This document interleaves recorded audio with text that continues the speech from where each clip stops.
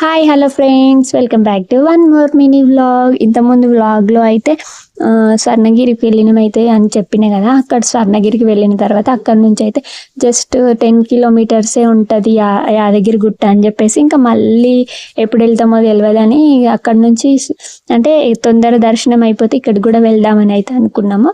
ఇంకా అక్కడ దర్శనం అయితే సక్సెస్ఫుల్గా మంచిగా అయితే కంప్లీట్ అయిపోయింది. కంప్లీట్ అయిన తర్వాత ఇంకా టైం ఉంది కదా అని చెప్పేసి మేము 8కి 8:30కి అట్లా స్వర్ణగిరికి వెళ్తే ఇంకా 9 వరకే, హాఫ్ అన్ అవర్లో అయితే దర్శనం అయితే అయిపోయింది. అయిపోగానే మేము యాదగిరి గుట్టకైతే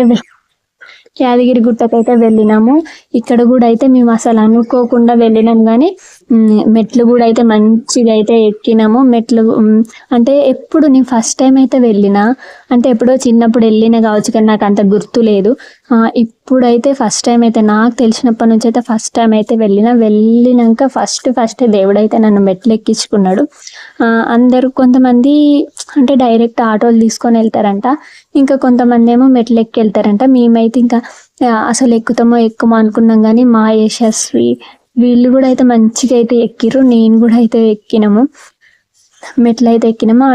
అక్కడ ఇంకా అన్నప్రసాదం కూడా అయితే పెడుతున్నారు. చాలా మందికి అక్కడ అన్నప్రసాదం పెడతారని తెలుసో తెలియదో నాకు తెలియదు, కానీ మాకైతే ఫస్ట్ తెలియదు. ఇంకా అక్కడ వేరే వాళ్ళని అడిగితే మాత్రం అన్నప్రసాదం ఉంటుంది, కళ్యాణ కట్ట దగ్గర ఉంటుందంట, దానికి ఆపోజిట్ అయితే ఉంది అన్నప్రసాదము. ఇంకా చూడండి, యశస్వి కూడా అయితే మంచిగా అయితే మెట్లు ఎక్కుతుంది.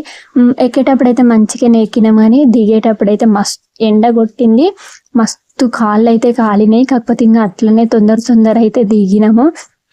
కానీ ఎంతైనా ఇట్లా ఎక్కుతేనే మంచిగా అనిపిస్తుంది కదా, ఆ ఫీలింగే వేరే ఉంటుంది. చూడండి ఎంత మంచి వ్యూ అయితే కనిపిస్తుందో. Thank you.